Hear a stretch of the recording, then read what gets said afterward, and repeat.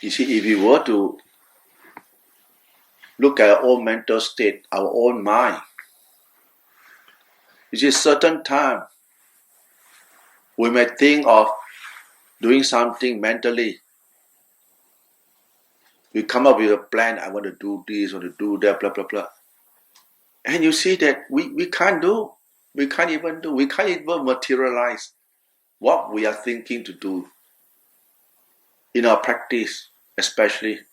We can't do. So the same thing, if we ourselves sometimes, for example, we make a resolution, we're going to do certain thing, and we can't even do. When we can't even do in our individual level, so what is there to expect from external thing? Oh, cannot. That's why when we do something, we look, oh, yeah. Even our own mind, that we have all this planning and things keep changing, you see. This thing pop up, that thing pop up, and tasks prevented us from doing those things we want to do. And this is reality, this is life, this is anicca. And things that we don't plan, we got to do. You see? And if you see, this is what we call cause and conditions. Right? Sometimes it's not that we plan. We plan, pre-plan, we can plan. A lot of people, they plan, especially those very high level people, especially when before the COVID, they have all this big plan, expansion of the company, or to invest more overseas, blah, blah, and boom, COVID come, finish. All their planning has been squashed. Why? Retrench. Even CEO also get sacked.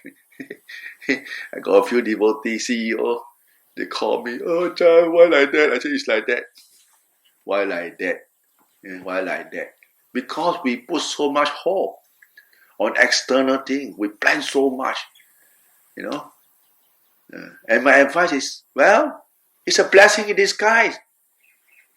It's a blessing in disguise for you guys. They said, why? I'm jobless now. I said, come on now. You're still not dead yet. Because why? All the while, you don't have time to practice what you want to practice. No time for sitting, no time for all this, meritorious deed for your own welfare, happiness, for your own mind.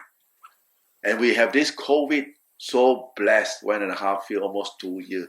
You got all the time to do your practice. And at first they don't agree. But after the COVID, they agreed. Oh, it's true. Wow, it's very true. 1.5 years, I think it over. Wow, if no COVID, I wouldn't have time to practice. Really no time. I said, of course. We are so engrossed with the expansion of company, so engrossed with the dollar and cent, as though that life is forever, you won't die like that. You see? And this is, we take it that we use the uncertainty in life and turn it into advantages. This is a wise person should adapt,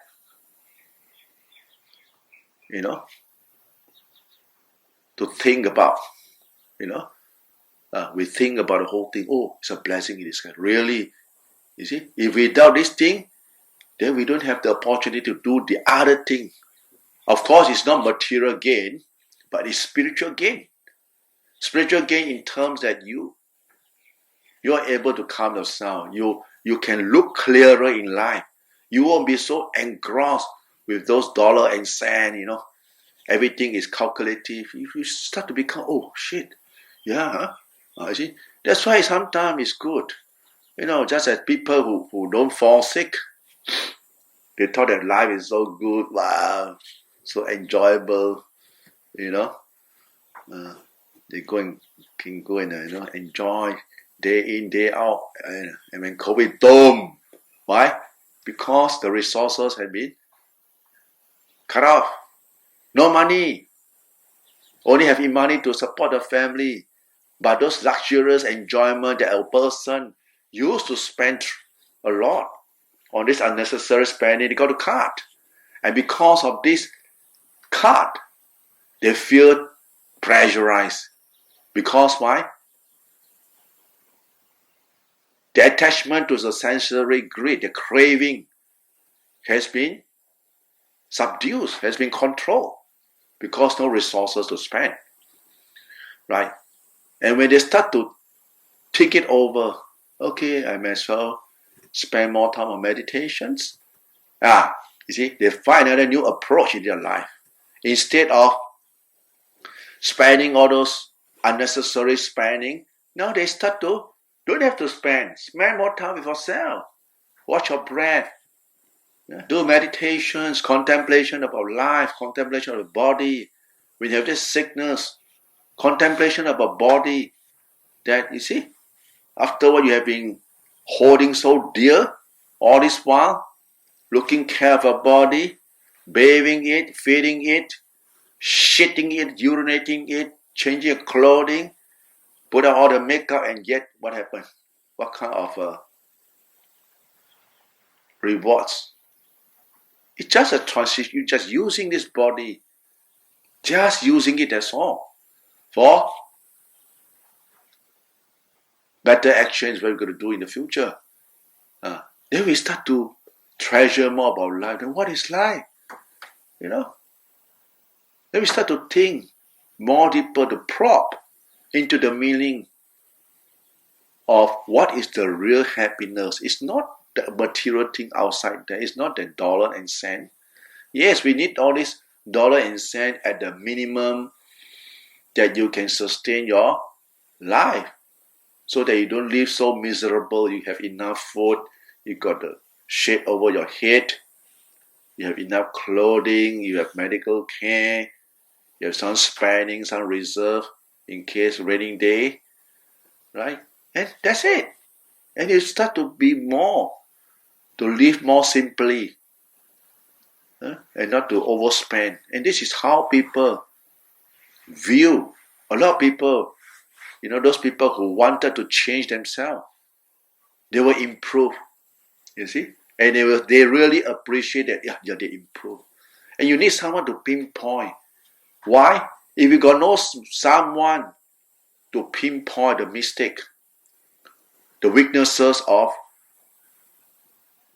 a person's character, then they won't know, because the mind is so attached to the external thing, attached to this material craving, getting things done. And they cannot find the real happiness in themselves because they keep searching externally. But when you come back to the awareness of the feelings of the body, the awareness of your own mind state, the awareness of your body, you start to open a new ground, new perspective in looking at life. Oh, yeah, there's more things that you can look at, focus at, and you don't spend any cent. You feel better. You feel that you're fully human beings. You are fully aware human being. Most of the time, we are not aware of the food we're going to eat, the drink we're going to drink. We just go through the motion of drinking, eating. You don't know what the heck we're eating. And we only know that, because I go to this 5-star restaurant, this and that. That's all. You see how this mind has been pulled out by all this external thing, right? But if you look at people who live a very simple life, plain rice, boiled vegetable, simple food, they eat mindfully. They are so happy. They smile every day. You look at those people who are countryside up in the mountain. They don't have all this, what we call it, so-called stress or suffering of the mind. You look at these people, they are so cheerful and they take life so easy, so happily. And you look at their bank account, they don't have bank account. You look at money, very little money. Minimum. They spend the money in case they're sick, they go see doctor, that's all. They don't have insurance. They don't have any social security. They plant their own food, they eat their own food, and they spend their life.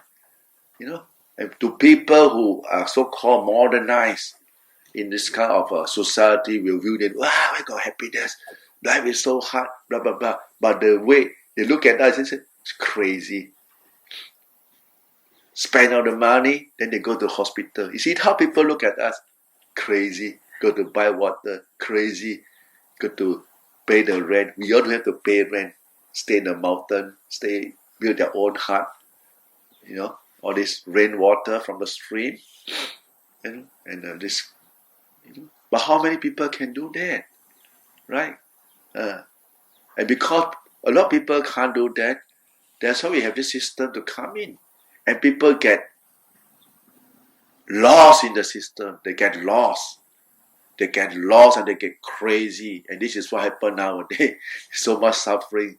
We keep building hospital for mental hospital. Not enough because you solve the wrong place. You must solve from the start. The education, how to tell people what is enough.